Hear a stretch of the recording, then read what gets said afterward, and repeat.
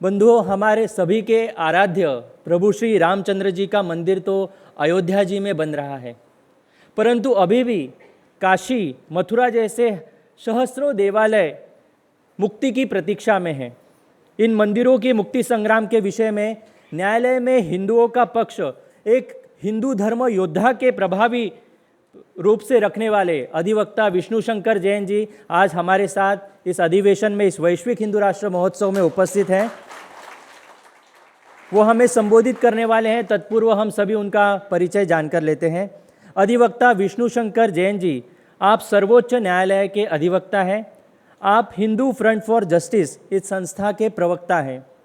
आप काशी विश्वनाथ जी और मथुरा के श्री कृष्ण जन्मभूमि की मुक्ति के लिए न्यायालयीन संघर्ष कर रहे हैं। आपके न्यायालयीन संघर्ष के कारण ही माँ श्रृंगार देवी और अविमुक्तेश्वर शिवजी के ज्ञानवापी मंदिर का सर्वेक्षण हुआ और काशी का दुर्लभ शिवलिंग प्रकट हो गया है। आपने श्री राम जन्मभूमि के लिए न्यायालयीन संघर्ष भी किया है। वर्ष 2019 में आपका आध्यात्मिक स्तर 61% घोषित भी हुआ है। मैं अधिवक्ता विष्णु शंकर जैन जी से अनुरोध करता हूं कि वे हमारा मार्गदर्शन करें। हम जोरदार घोषणाओं के साथ उनका यहां पर स्वागत करते हैं। कौन आया रे, कौन आया? हिंदुओं का शेर आया। कौन आया रे, कौन आया? हिंदुओं का शेर आया। बोले बाबा विश्वनाथ की जय, बाबा विश्वनाथ की जय, बाबा विश्वनाथ की जय, सियावर रामचंद्र की जय, सियावर रामचंद्र की जय, जगतगुरु भगवान श्री कृष्ण की जय, जगतगुरु भगवान श्री कृष्ण की जय, नमः पार्वती पते। जय श्री राम, जय श्री राम, जय श्री राम, जय श्री राम। धर्म संस्थापना के देवता भगवान श्री कृष्ण के चरणों में मेरा नमन। परात्पर गुरु सच्चिदानंद परम ब्रह्म डॉक्टर जयंत बालाजी आठवाले के चरणों में मेरा नमन। सदगुरु डॉक्टर चारुदत्त पिंगले जी के चरणों में मेरा नमन। सम्मानित व्यासपीठ, यहाँ पे आए सारे हिंदूनिष्ठ मेरे भाई बहन, जो ये पूरा विषय आज हमारा है ज्ञानव्यापी का, मथुरा का, किष्किंधा का, इस पूरे विषय में और ज्ञानव्यापी परिसर में जो 16 मई 2022 को हमें शिवलिंग की प्राप्ति हुई, उसके बाद हमने क्या कदम उठाए, क्या लीगल स्टेप्स उठाए, वो मैं आज आपके सामने रखने चाह रहा हूँ। और सबसे पहले हमारा दायित्व ये था, हमारी ड्यूटी ये थी कि जब 16 मई 2022 को शिवलिंग हमें मिला, तो जैसे कि मैंने आप लोगों को बताया कि हमने उस शिवलिंग को सील कराया और वो सीलिंग का ऑर्डर भी सुप्रीम कोर्ट से अफर्म्ड रहा। उसके बाद सबसे नेक्स्ट स्टेप जो एक लॉयर ले सकता है वो यही है कि वो ये चाहेगा कि उस शिवलिंग की पूजा का अधिकार इस पूरे सनातन समाज को मिले। पर उस शिवलिंग को अंजुमन इंतज़ामिया ने कोर्ट में एफिडेविट फाइल करके ये कहा कि ये शिवलिंग नहीं, ये फाउंटेन है। तो इसलिए ये एसर्टेन करना ट्रायल में बहुत ज़रूरी और नेसेसरी हो गया है कि ये फाउंटेन नहीं है और ये शिवलिंग है। और कुछ मैं आपके सामने डेट और इवेंट्स रखना चाहता हूँ। जैसे कि हाँ, मैंने आपको बताया कि शिवलिंग की हमें प्राप्ति हुई, उसके बाद उस शिवलिंग की एएसआई जांच की हमने मांग की, और एएसआई जांच की जो मांग थी वो इन चरणों में होनी थी। बहुत लोगों ने इस मांग को भ्रम फैलाया कि हम शिवलिंग की कार्बन डेटिंग कराना चाहते हैं और कार्बन डेटिंग में शिवलिंग का सैंपल लिया जाएगा जिससे शिवलिंग को क्षति पहुंचेगी, इसलिए ऐसी जांच नहीं होनी चाहिए। जबकि फैक्ट ऑफ द मैटर ये है कि हमने कभी शिवलिंग की कार्बन डेटिंग की मांग की ही नहीं थी। हमने शिवलिंग की साइंटिफिक इन्वेस्टिगेशन की मांग की थी। और जब हमने ये एप्लीकेशन डिस्ट्रिक्ट कोर्ट वाराणसी में फ़ाइल की थी तो बहुत बड़ा एक भ्रम का वातावरण फैलाया गया और यही अंजुमन इंतज़ामिया चाहता था, और इस आधार पे हमारी एप्लीकेशन 14 अक्टूबर 2022 को खारिज कर दी गई। उस ऑर्डर के खिलाफ हम ऑनरेबल इलाहाबाद हाई कोर्ट गए ऑनरेबल इलाहाबाद हाई कोर्ट में जस्टिस अरविंद कुमार मिश्रा 1 की एकल खंडपीठ ने इस पर सुनवाई की। आर्कियोलॉजिकल सर्वे ऑफ इंडिया से रिपोर्ट मांगी। काफ़ी जद्दोजहद के बाद एएसआई ने 52 पेजेस की रिपोर्ट कोर्ट में सबमिट की, जिसमें IIT Roorkee, BSIP Lucknow, IIT Kanpur, inter university accelerator centre ने रिपोर्ट्स दी और ये कहा कि प्राइमा फेसाई देखने से शिवलिंग लाखों साल पुराना लगता है। उस रिपोर्ट में ये भी कहा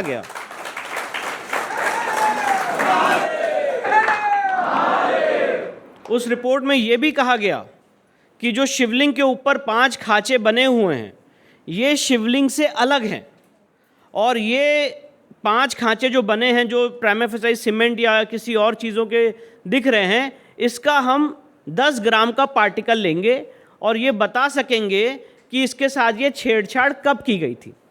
तो ये बहुत महत्वपूर्ण था। और उसके बाद ग्राउंड पेनिट्रेशन रेडार के माध्यम से ये असर्टेन करेंगे कि इसके नीचे कोई स्ट्रक्चर है कि नहीं। ये भी एक्सपर्ट्स ने ओपिनियन दी कि प्राइमा फेसाई देखने से लगता है कि ये शिवलिंग नीचे से आ रहा है, क्योंकि मैं आप लोगों को ये एक्सप्लेन करना चाहता हूँ, ये शिवलिंग हमें इस तथाकथित मस्जिद की वजू टैंक में मिला है जो फर्स्ट फ्लोर पे है। तो ये असर्टेन करना बहुत ज़रूरी है कि इसके नीचे अभी क्या है, इसका अर्घा है कि नहीं है, इसका क्या स्वरूप है। तो ये पूरी एक्सरसाइज की एक आइडिया था, ये पूरी एक्सरसाइज का एक स्कोप था कि शिवलिंग, और एएसआई के एक्सपर्ट्स ने ये भी कहा कि हमारे पास ऐसी टेक्निक्स हैं, नॉन डिस्ट्रक्टिव टेक्निक्स हैं, जिससे बिना शिवलिंग को क्षति पहुंचाए हुए, बिना उसका पार्टिकल लिए हुए हम ये असर्टेन कर सकते हैं कि ये कितना पुराना है। मैं ये भी बताना चाहता हूँ कि खंडवा में एक मंदिर है महादेव जी का, जहाँ पे एएसआई ने ऐसी जांच की है और ये रिपोर्ट दी है कि ये शिवलिंग 12वीं शताब्दी का है। तो यहाँ पे हम ये असर्टेन कर नहीं रहे हैं कि ये शिवलिंग है कि नहीं है। शिवलिंग के तो 1000 प्रकार होते हैं, जैसे कि हम सारे सनातनी जानते हैं। तो हम ये असर्टेन नहीं कर रहे हैं कि ये शिवलिंग है कि नहीं। हम तो मानते हैं ये शिवलिंग है, पर ये शिवलिंग का स्वरूप क्या है, ये कितना पुराना है, ये फाउंटेन है कि नहीं है, सबसे इंपॉर्टेंट क्वेश्चन। ये सारी चीज़ें एएसआई को असर्टेन करनी थी, और एएसआई के एक्सपर्ट्स ने कहा कि हम ऐसा एक साइंटिफिक इन्वेस्टिगेशन कर सकते हैं। इस रिपोर्ट के आधार पे ऑनरेबल इलाहाबाद हाई कोर्ट ने 12 मई 2023 को एक फैसला दिया, और उन्होंने कहा कि आप ये एक्सरसाइज कंडक्ट करिए, और डिस्ट्रिक्ट जज को ये अथॉरिटी दी कि इस एक्सरसाइज को वो मॉनिटर करें। अब मुझे आप बताइए, अगर कोई आदमी बड़ी स्ट्रांगली ये बिलीव करता है और एक पक्ष ये मानता है कि ये फाउंटेन है, तो उन्हें जांच से भागना चाहिए था क्या? उन्हें इस जांच में पार्टिसिपेट करना चाहिए था और आना चाहिए था और कहना चाहिए था कि हाँ हम ये जांच करना चाहते हैं। पर अंजुमन इंतजामिया ने इलाहाबाद हाई कोर्ट के इस ऑर्डर को सुप्रीम कोर्ट में चुनौती दी और कहा कि ये जांच नहीं होनी चाहिए।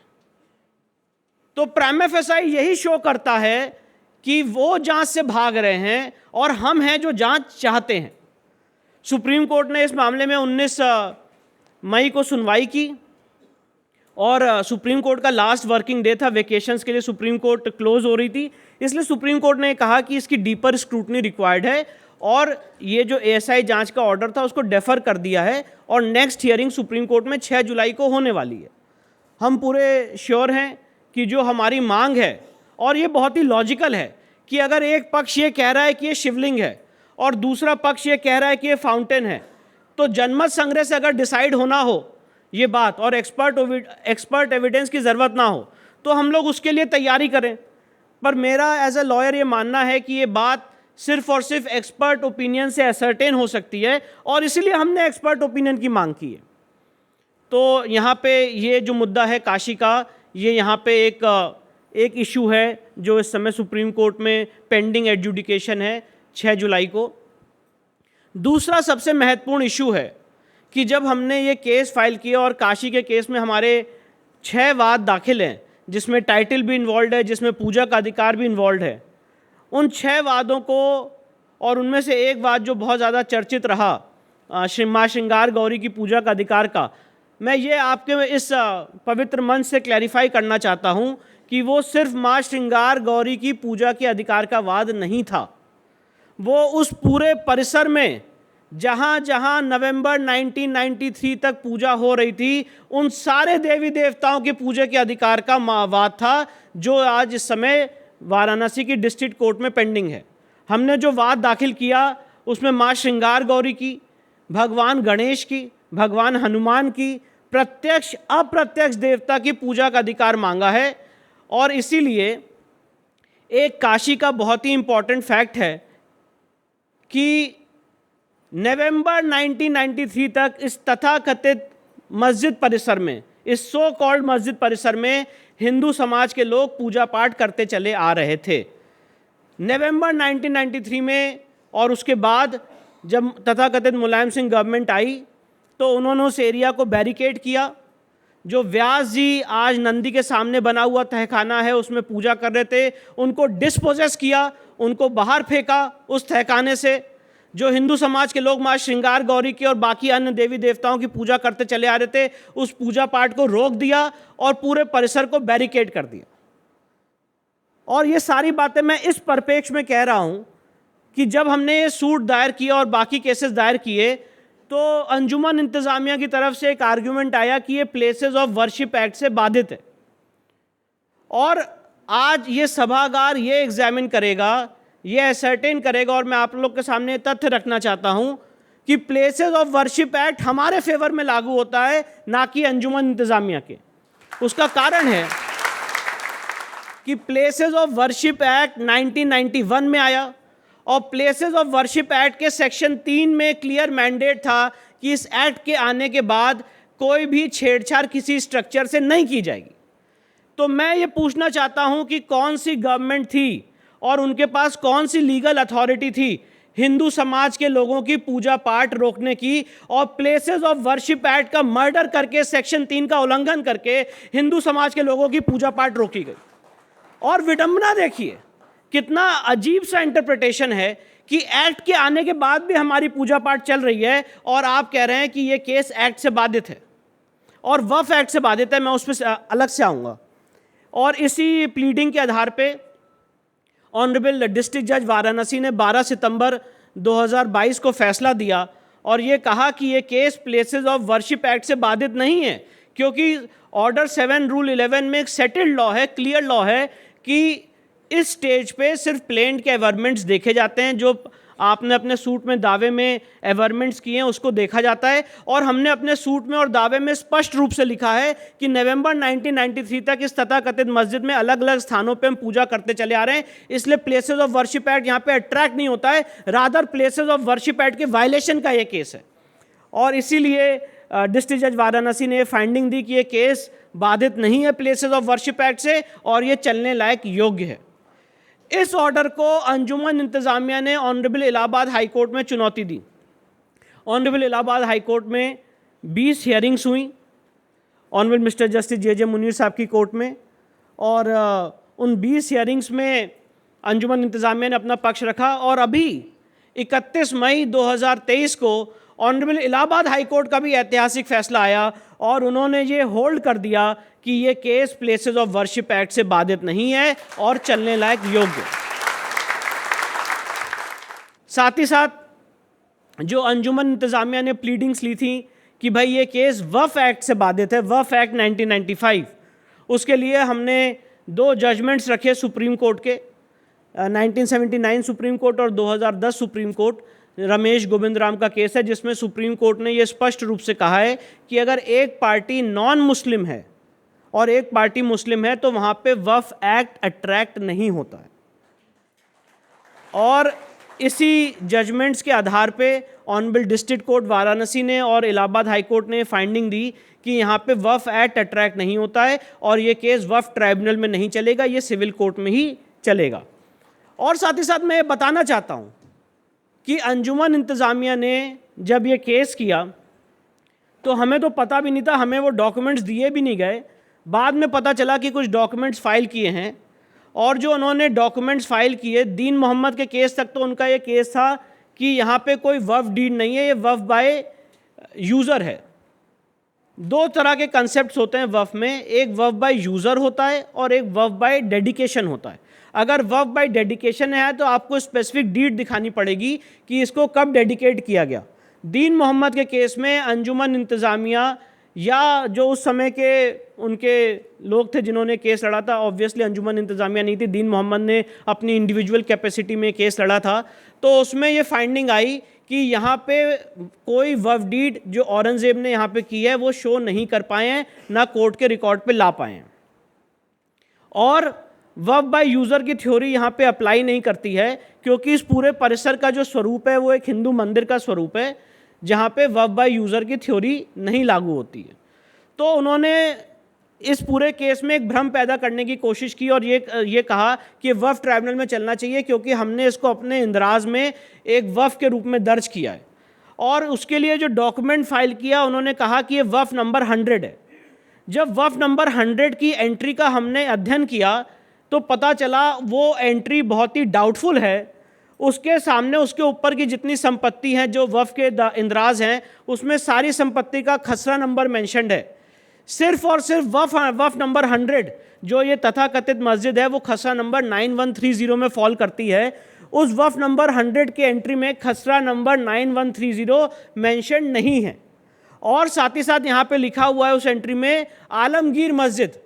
आलमगीर मस्जिद इस मस्जिद का नाम ही नहीं है। जो बिंदु माधव मंदिर को तोड़ के मस्जिद बनाई गई वो आलमगीर मस्जिद है। तो किसी और मस्जिद का इंदराज इस मस्जिद में दिखा के उनकी ये कवायद थी और ये कोशिश थी कि ये वफ एक्ट 1995 के तहत ये केस बाधित हो जाए और वफ ट्राइब्यूनल में ये केस चले, जिसको भी जिस आर्ग्यूमेंट को भी ऑनरेबल डिस्ट्रिक्ट जज वाराणसी ने और ऑनरेबल इलाहाबाद हाई कोर्ट ने रिजेक्ट कर दिया और ये कहा कि ये केस सिविल कोर्ट में ही चलेगा।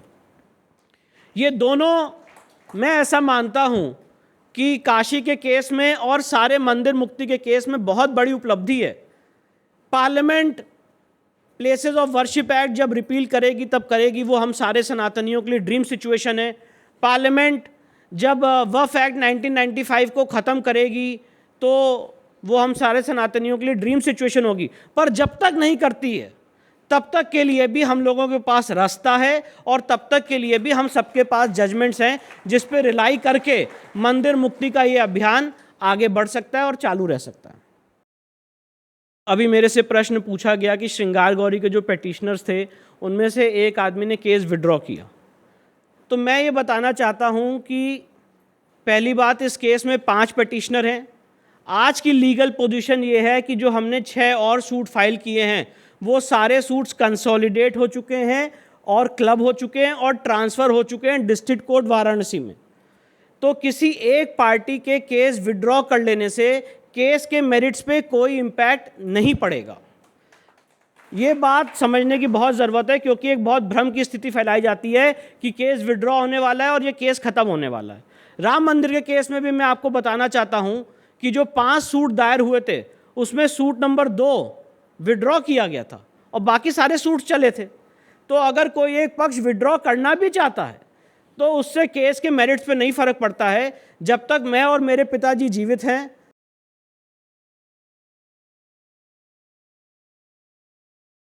हमारे रगों में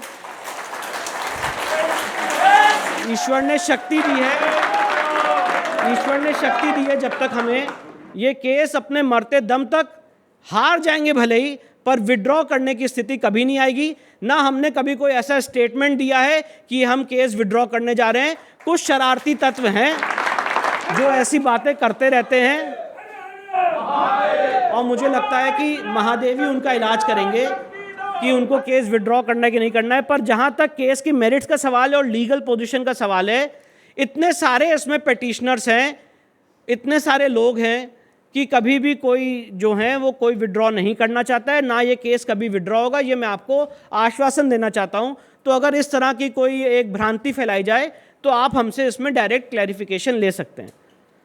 और सबसे इम्पॉर्टेंट बात यह है, जो मैं एक बात बताना चाहता था, कि किस तरह से होता है और किस तरह की ये ज़िद है। मैं ऐसे कहूँगा कि ये मस्जिद नहीं, ये महाजिद है। और उनका ये एक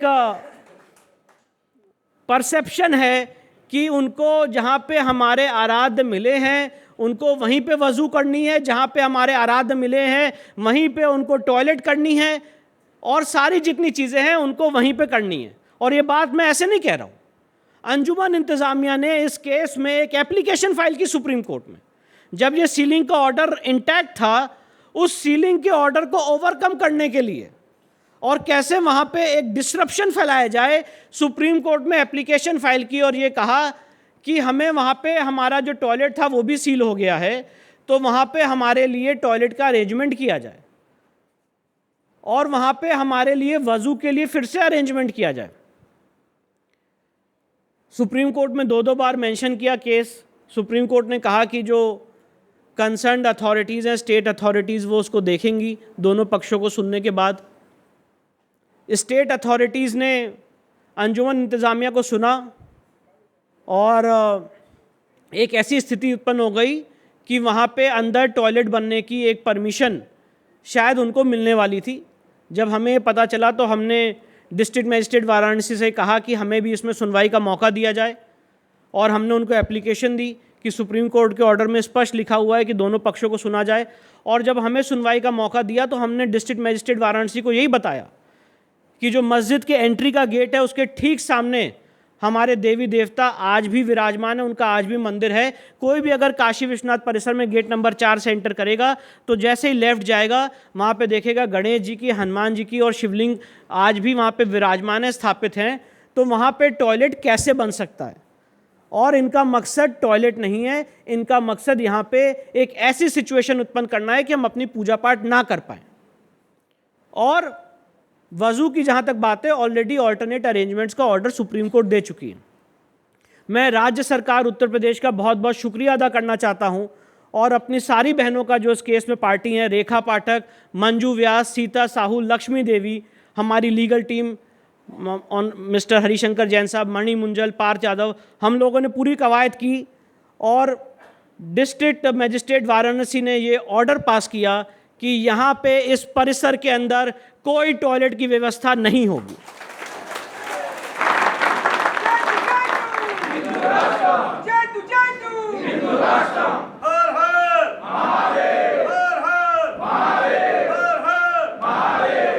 काशी के केस में और जहाँ जहाँ मंदिर मुक्ति का केस है, हम सब लोगों को संगठित होने की ज़रूरत है, क्योंकि हम लोग एक बड़ा लक्ष्य लेके चल रहे हैं और 12 ज्योतिर्लिंगों में से 5 ज्योतिर्लिंग स्वयंभू हैं। उन 5 ज्योतिर्लिंगों में जो सबसे पहला ज्योतिर्लिंग है वो आदि विश्वेश्वर का ज्योतिर्लिंग है। इसलिए ये हम सबकी उत्पत्ति का केंद्र है, हम सारे सनातनियों के लिए आध्यात्मिक लाभ का केंद्र है। और मैं ऐसा मानता हूँ कि इस केस में हम जीत की दहलीज पे हैं। जब काशी विश्वनाथ की मुक्ति होगी, जैसे आज पार्लियामेंट में सेंगोल रखा गया है, जिस दिन काशी विश्वनाथ की मुक्ति होगी उस दिन ये देश अखंड हिंदू राष्ट्र बन जाएगा, ऐसा मैं मानता हूं।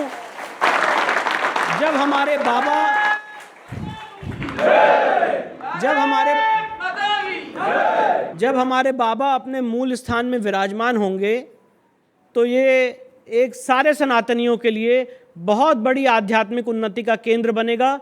और मैं साथ ही साथ आप लोगों को ये भी बताना चाहता हूँ कि काशी विश्वनाथ के केस में हमने पूरे परिसर की आर्कियोलॉजिकल सर्वे ऑफ इंडिया के द्वारा सर्वेक्षण की मांग की है, जिसकी अगली सुनवाई 7 जुलाई को डिस्ट्रिक्ट कोर्ट वाराणसी में होने वाली है। और मैं इस मंच के माध्यम से, इस व्यासपीठ के माध्यम से ये सवाल पूछना चाहता हूं सारे लोगों को कि ये कौन सी मस्जिद है जिसकी वेस्टर्न वॉल ये चीख चीख के कह रही है कि एक हिंदू मंदिर का भग्नावशेष है? ये कौन सी मस्जिद है जिसके सेंट्रल डोम के नीचे हिंदू मंदिर के शिखर हैं? ये कौन सी मस्जिद है जिसके पिलर्स में आज भी हिंदू मंदिर के पिलर हैं, घंटी है, चक्र है? ये कौन सी मस्जिद है जिसमें ज्ञान व्यापी मस्जिद का कैलेंडर बना हुआ है, उसके नीचे स्वास्तिक के चिन्ह है? ये कौन सी मस्जिद है जिसकी वजू टैंक में शिवलिंग मिलता है? ये कौन सी मस्जिद है जिसके सेंट्रल डोम के नीचे आज भी अगर एएसआई सर्वे करेगा तो एक शिवलिंग और बरामद हो? तो अगर आपके केस में सच्चाई है और आप ये मानते हैं कि औरंगजेब ने इस मस्जिद को प्लेन और बैरन लैंड पे बनाया है बिना किसी मंदिर को तोड़े हुए, तो आइए एएसआई जांच का सहयोग करिए और देखते हैं एएसआई की जांच में दूध का दूध और पानी का पानी होता है कि नहीं होता है। पर एएसआई जांच का विरोध अंजुमन इंतजामिया कर रही है और इसीलिए हम सारे लोगों को संगठित होकर इस केस में एएसआई सर्वे की मांग करनी है। मैं दोबारा बहुत अथॉरिटी से ये कहना चाहता हूं कि इस केस में हम जीत की दहलीज पे हैं। जिस दिन इस पूरे परिसर का आर्कियोलॉजिकल सर्वे ऑफ इंडिया द्वारा सर्वेक्षण हो जाएगा, पूरा सच सबके सामने आ जाएगा और पता चल जाएगा कि औरंगजेब ने मस्जिद कैसे बनाई थी।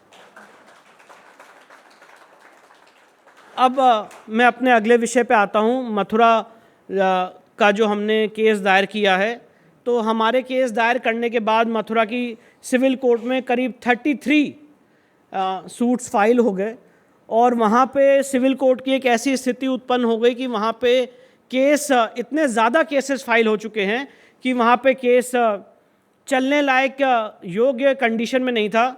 बहुत ज़्यादा एक अफरा तफरी की स्थिति है। और साथ ही साथ हमने जो केस फाइल किया था उसको इनिशियली सिविल जज सीनियर डिवीजन ने रिजेक्ट किया इस आधार पे कि भगवान श्री, और ये बड़ी एब्रप्ट फाइंडिंग है और ये हमेशा मुझे लगता है इंडिया, भारत के और हिंदुस्तान की लीगल हिस्ट्री में पढ़ी जाएगी। लीगल फाइंडिंग ये है कि भगवान श्री कृष्ण के असंख्य भक्त हैं, अगर सारे लोग कोर्ट आ गए तो न्यायिक व्यवस्था चरमरा जाएगी। जो डायरेक्ट उल्लंघन है ऑर्डर 1 रूल 8 का, जिसमें राम मंदिर के केस में असंख्य लोग कोर्ट आए थे, और ऑर्डर 1 रूल 8 का कंसेप्ट ही यही है कि अगर आप 2 समुदायों को अपने ऑर्डर से बाइंड करना चाहते हैं तो कम्युनिटी का हर आदमी कोर्ट आ सकता है और अपनी बात रख सकता है, इसलिए कोर्ट का मंच बना हुआ है। इस ऑर्डर को हमने डिस्ट्रिक्ट जज मथुरा में चैलेंज किया, डिस्ट्रिक्ट कोर्ट मथुरा में। डिस्ट्रिक्ट कोर्ट मथुरा ने फैसला दिया हमारे पक्ष में और उस ऑर्डर को सेट असाइड किया और ये कहा कि नहीं, ये ऑर्डर गलत है, ये केस दर्ज होने योग्य है।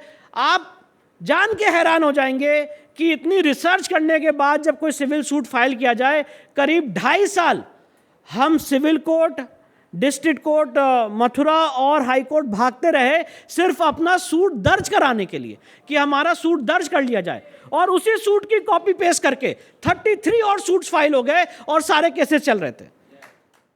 इसके बाद अंजुमन इंतजामिया हाई कोर्ट गया। ऑनरेबल इलाहाबाद हाई कोर्ट ने डिस्ट्रिक्ट कोर्ट की फाइंडिंग को मेंटेन रखा और ये कहा कि ऐसा कोई ग्राउंड नहीं बनता है कि आप ये भी ना कहें कि ये सिविल सूट दर्ज नहीं हो सकता है और इसको मिसलेनियस केस के रूप में दर्ज किया जाएगा। सीपीसी में मिसलेनियस केस के रूप में दर्ज करने का कोई प्रावधान नहीं है और इसीलिए आज की लीगल पोजीशन ये है कि हमारा सिविल सूट नंबर 353 दर्ज है और आगे बढ़ रहा है। साथ ही साथ हमने ऐसा फील किया, हमें ऐसा लगा कि ये केस डिस्ट्रिक्ट कोर्ट मथुरा में नहीं चल सकता है, ये एक नेशनल इंपॉर्टेंस का मैटर है। आज कोई भी राष्ट्राध्यक्ष इस देश में आता है तो सबसे पहले हम उसे गीता भेंट करते हैं, और जिन्होंने गीता का हमें ज्ञान दिया, आज उनका केस चलने में ही इतनी दिक्कत है। इसलिए हमने ऑनरेबल इलाहाबाद हाई कोर्ट में सेक्शन 24 ऑफ सीपीसी में ये प्रेयर की कि इस केस को हाई कोर्ट मंगा लिया जाए। जैसे राम मंदिर का original trial honourable Allahabad high court ने किया था, वैसे ही श्री कृष्ण जन्मभूमि का केस भी original trial honourable Allahabad high court करे। और मुझे आप लोगों को बताने में बहुत खुशी हो रही है कि ये पूरा मई का महीना हम सारे सनातनियों के लिए उपलब्धियों से भरा हुआ महीना रहा है। ऑनरेबल जज अरविंद कुमार मिश्रा साहब ने 26 मई को ऐतिहासिक फैसला देते हुए श्री कृष्ण जन्मभूमि के सारे केसेस ओरिजिनल ट्रायल के लिए हाई कोर्ट मंगा लिए हैं।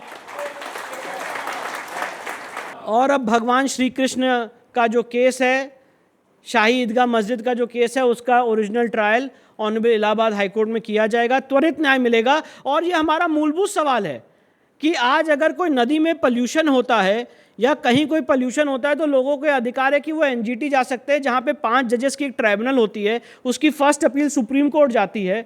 और ऐसे बहुत सारे ट्राइब्यूनल्स बने हुए हैं, कंज्यूमर फोरम बना हुआ है, दिल्ली हाई कोर्ट का ओरिजिनल जुडिक्शन है।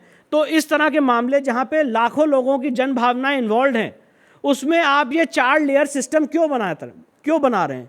सिविल जज सीनियर डिवीजन के यहाँ पहले जाइए, उसके बाद डिस्ट्रिक्ट कोर्ट जाइए, उसके बाद हाई कोर्ट जाइए, उसके बाद सुप्रीम कोर्ट जाइए। और यही मस्जिद कमेटी चाहती हैं कि आप इस स्टेजेस में उलझे रहें और कभी भी ये न्याय जो है त्वरित ना हो पाए। और इसीलिए मैं आपके माध्यम से बताना चाहता हूं कि सेक्शन 24 ऑफ सीपीसी में ये व्यवस्था है कि कोई भी मामला जो इस तरह के नेचर का है, हाई कोर्ट उसको अपने पास मंगा सकती है ओरिजिनल ट्रायल के लिए। तो जहाँ जहाँ मंदिर मुक्ति के ऐसे आंदोलन चल रहे हैं और जहाँ जहाँ ओरिजिनल ट्रायल के लिए हमने सूट्स फाइल किया है, अगर वो इस इम्पॉर्टेंट नेचर के हैं तो आप सेक्शन 24 में हाई कोर्ट में एप्लीकेशन लगा के उसको भी ओरिजिनल ट्रायल के लिए हाई कोर्ट मंगा सकते हैं, क्योंकि हाई कोर्ट में ट्रायल जल्दी होगा, त्वरित न्याय होगा, इश्यूज़ फ्रेम करने में बहुत ज़्यादा सरलता होगी और बहुत सारी चीज़ों में सरलता होगी। इसके बाद मैं अपने नेक्स्ट विषय की तरफ बढ़ता हूँ। ये मंदिर मुक्ति का जो इशू है ये 2-3 चरणों में है। एक तो है मंदिर को मुक्त कराने का इशू, जो हम काशी के केस में, मथुरा के केस में, टीले वाली मस्जिद के केस में, कुतुब मीनार के केस में, भोजशाला में लड़ रहे हैं। और दूसरा इशू है मंदिर के सरकारी अधिग्रहण का, मंदिर के सरकारी कंट्रोल का। और इस विषय में मैं ये बताना चाहता हूँ कि जितने एंडोमेंट एक्ट बने हैं हर राज्य सरकार द्वारा, वो सारे एंडोमेंट एक्ट्स को हम सारे लोगों को संगठित होकर सुप्रीम कोर्ट या रिस्पेक्टिव हाई कोर्ट्स में चैलेंज करने की ज़रूरत है। मैं अपने इस लीगल करियर के दौरान एक केस में मैं इन्वॉल्व हुआ जो हम सबके लिए बहुत पवित्र है, हनुमान जन्मभूमि किष्किंधा में, जहाँ पे हनुमान जी ने जन्म लिया और जहाँ पे आज भी उनकी स्वयंभू मूर्ति विराजमान है। ये हनुमान जन्मभूमि का मंदिर है। ये कर्नाटका में कोप्पल डिस्ट्रिक्ट में है, किष्किंधा पर्वत पे। और मैं चाहूँगा कि ज़रा उसके कुछ स्लाइड्स यहाँ पे दिखाए जाएं और मैं ये विषय आपके सामने रख के अपने विषय को समाप्त करूँगा। ये हनुमान जी की स्वयंभू मूर्ति है किष्किंधा में, कोप्पल में, कर्नाटका में, और इसकी अनादिकाल से रामानंदी संप्रदाय द्वारा इसकी पूजा की जा रही है। ये हमारे बाबा जी हैं, विद्यादास बाबा जी, जो और इनके जो पूर्वज हैं वो इस मंदिर की पिछले लगातार टाइम इमेमोरियल से पूजा करते चले आ रहे हैं। ये इसके शिवायत हैं, पुजारी हैं, मुख्य पुजारी हैं। पिछले कई वर्षों से बिना चप्पल के सिर्फ और सिर्फ बजरंग बली की पूजा में ये लीन है और इन्हीं की आध्यात्मिक तपस्या के कारण ये मंदिर लोगों के सामने आया है। वहाँ पे जो सीढ़ी बनाने का काम है और चारों तरफ जो उस पहाड़ के इन्होंने अपने बल से, अपनी शक्ति से वहाँ पे सीढ़ियाँ बनाई कि भक्त वहाँ पे आ सकें। और ये देखिए कि किस तरह इनके साथ दुर्व्यवहार किया गया। ये वो दृश्य है जहाँ पे इन बाबा जी को मैन हैंडल करके। ऐसा नहीं चलता। क्या नहीं चलता? ऐसा बहस करने का नहीं चलता। आप प्लीज बाहर आ जाओ। कोर्ट ऑर्डर को हम बहस कर रहे हैं। हम कोर्ट ऑर्डर को बहस कर रहे हैं। आओ बाबा जी आओ। राइटिंग में दो आप। हाँ दे दे। नहीं अभी दो। अरे लो अरेस्ट करो। लो करूँगा।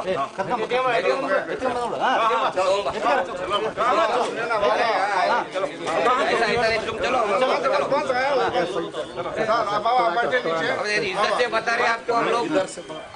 इधर आओ, इधर आओ, इधर आओ, इधर बैठता हम। किधर आओ? इधर नहीं छोड़, इधर आओ।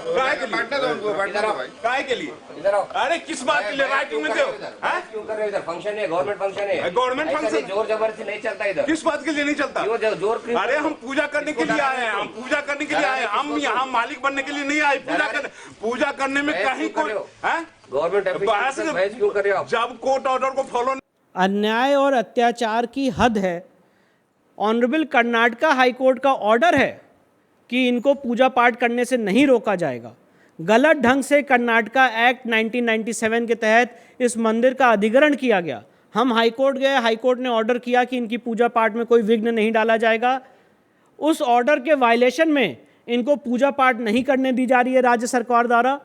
और जब हम इस मामले की तह तक पहुँचे तो हमने ये पाया कि ये मंदिर जो एक्वायर किया गया है ये सेक्शन 23 ऑफ कर्नाटका एक्ट 1997 के तहत किया गया है, जिसमें ये प्रावधान है कि अगर कोई मंदिर लिस्ट ऑफ एंडोमेंट में आता है जो हैदराबाद रेगुलेशंस 1349 फसली में ऑलरेडी जो मंदिर नोटिफाइड हैं, जब ये एक्ट आया 1997 तो ये मैंडेट था इस एक्ट में कि जैसे ही एक्ट आएगा तो जो मंदिर पूर्व नोटिफाइड हैं हैदराबाद रेगुलेशंस 1349 में, उन मंदिर के लिए सरकार दोबारा एक लिस्ट जारी कर सकती है। एक्ट आया 1997 में, आप जान के चौंक जाएंगे 2018 में 18 जुलाई 2018 को उस समय की HD कुमारस्वामी गवर्नमेंट ने इस मंदिर को एक्वायर करने के लिए सेक्शन 23 में नोटिफिकेशन जारी किया और ये कहा कि ये मंदिर जो है हैदराबाद रेगुलेशंस 1349 में आता है और इसलिए हम इसको एक्वायर कर रहे हैं। पिछले 5 साल से कर्नाटका हाई कोर्ट में हम सिर्फ और सिर्फ एक प्रश्न पूछ रहे हैं कि ज़रा वो एंट्री दिखा दीजिए जब ये मंदिर 1349 हैदराबाद फसली एक्ट में दर्ज हुआ था, रजिस्टर हुआ था। पिछले 5 साल से राज्य सरकार कोर्ट में एक डॉक्यूमेंट नहीं फाइल कर पाई है, ये शो करने के लिए कि ये मंदिर पहले से किसी हैदराबाद रेगुलेशन 1349 में नोटिफाइड था कि नहीं था। सिंपल सा सवाल है, सिंपल सा केस है कि आपने सेक्शन 23 की पावर्स का उपयोग करते हुए इस मंदिर को एक्वायर किया है, इस आधार पे कि ये पहले नोटिफाइड था, तो वो नोटिफिकेशन दिखा दीजिए। आज तक नोटिफिकेशन नहीं दिखा पाए और इस मामले में सुनवाई हुई, इंटरिम ऑर्डर्स पास हुए, पर इस समय की जो राज्य सरकार है या जो भी राज्य सरकारें हैं, उन्होंने ये हलफनामा दिया कि यहाँ पे इतना रुपए का चंदा आ रहा है और वही कारण है इस मंदिर को एक्वायर करने का। कोई एलिगेशन नहीं है मैल एडमिनिस्ट्रेशन का, कोई एलिगेशन नहीं है कि बाबा जी ने वहाँ पे मंदिर के फंड्स का दुरुपयोग किया, कुछ नहीं है। वन फाइन मॉर्निंग सरकार उठी और उन्होंने जब इस मंदिर में सारी सीढ़ियाँ, सारी व्यवस्था, सब कुछ बना दिया, तो उनको लगा कि एक अच्छा ल्यूक्रेटिव टूरिस्ट स्पॉट हो सकता है, उन्होंने इस मंदिर को एक्वायर कर लिया। और आज की डेट में स्थिति ये है कि जो मंदिर के जो पुजारी हैं जिनको गवर्नमेंट ने अपॉइंट किया है, उनको अर्चका शास्त्र भी नहीं पता है कि भगवान को भोग पूजा कैसे लगाई जाती है। लड्डू भी ऐसे भगवान के सामने फेंक देते हैं कि आप अपना भोग प्रसाद कर लीजिए। इस तरह का अनादर किया जा रहा है और मैं ऐसा मानता हूँ कि ये मंदिर अधिग्रहण में एक जीता जागता एग्जाम्पल है कि किस तरह से गवर्नमेंट्स मंदिर एक्वायर कर रही है और उस मंदिर के जो फंड्स हैं उसका भी हमें कोई विवरण नहीं मिलता है कि वो फंड्स कहाँ उपयोग हो रहे हैं। तो सबसे मूलभूत सवाल ये है कि आप टेम्पल एक्वायर कैसे कर रहे हैं, कौन सी पावर है आपके पास जिससे आप टेम्पल एक्वायर कर रहे हैं, और जहाँ पावर नहीं है, पावर का दुरुपयोग करके मंदिर एक्वायर किया जा रहा है। इसलिए मैं आपके सामने विषय रखना चाहता हूँ कि इस समय नीड ऑफ द आवर है कि जितने एंडोमेंट एक्ट हैं अलग अलग राज्यों में जो बने हुए हैं उसको हम चैलेंज करें। कि जहाँ तक कर्नाटका एक्ट 1997 की बात है, मैं आपको ये भी बताना चाहता हूँ कि ऑनरेबल कर्नाटका हाईकोर्ट इस एक्ट को असंवैधानिक घोषित कर चुकी है। इस समय राज्य सरकार सुप्रीम कोर्ट में गई हुई है और इस एक्ट के उस जजमेंट पे स्टे लगाया हुआ है। पर मंदिर का जो एक्विजिशन है ये पूर्णतः इलीगल है, अनकॉन्स्टिट्यूशनल है। और अगर कहीं भी कोई एक आर्ग्यूमेंट दिया जाता है कि मंदिर का हम अधिग्रहण इसलिए करते हैं कि यहाँ पे मैल एडमिनिस्ट्रेशन है, तो मैं सवाल पूछता हूँ कि मैल एडमिनिस्ट्रेशन क्या सरकार को सिर्फ मंदिरों में दिखता है? कोई चर्च में, कोई हाजी पीर की दरगाह में, कोई मस्जिद में आपको मैल एडमिनिस्ट्रेशन नहीं दिखता है? तो पहली बात तो सरकार को पावर ही नहीं है एक सेकुलर गवर्नमेंट को किसी भी तरह से किसी भी मंदिर को एक्वायर करने की। और हम लोगों को बहुत ज़्यादा ज़रूरत है इस समय संगठित होकर इस संकट के खिलाफ एकत्र होकर लड़ने की। मैं एक बात अपनी बात को विराम देने से पहले ये दोबारा बताना चाहता हूँ कि सनातन संस्था में मैं और मेरे पिताजी हिंदू जनजातीय समिति में 2014 में पहली बार इस अधिवेशन में आए और ये जितनी हमारी जर्नी रही 2014 से लेकर 2023 तक की, मैं ऐसा मानता हूँ कि उस जर्नी को एक मकसद देने का काम, उस जर्नी को एक आध्यात्मिक रूप देने का काम मेरे गुरु परात्पर गुरु डॉक्टर जयंत बालाजी आठवाले ने किया है। और ये उनके पुण्य कर्म है, ये उनकी ही मार्गदर्शन है, उन्हीं का आशीर्वाद है कि आज हम लोग इस लड़ाई को इस मोड़ तक ले आए हैं। तो मैं आप सबसे विनती करूंगा कि आप सब लोग को जब मौका मिले तो आप उनके श्री चरणों में अपना नमन करें, उनको प्रणाम करें। और ये उन्हीं की आध्यात्मिक शक्ति, आध्यात्मिक आशीर्वाद और आध्यात्मिक बल है कि आज ये जो हिंदू राष्ट्र की मांग है पूरे देश में बढ़ चढ़ के उठ रही है, कि जैसे कि सदगुरु काका ने भी बताया। और ये बहुत ज़रूरी है हम सब के लिए इस आपातकाल में संगठित होके, एकजुट होके अखंड हिंदू राष्ट्र की मांग करना। और मैं दोबारा यही कहना चाहूँगा और आप सबके माध्यम से परात्पर गुरु डॉक्टर जयंत बालाजी आठवाले को नमन करना चाहूँगा।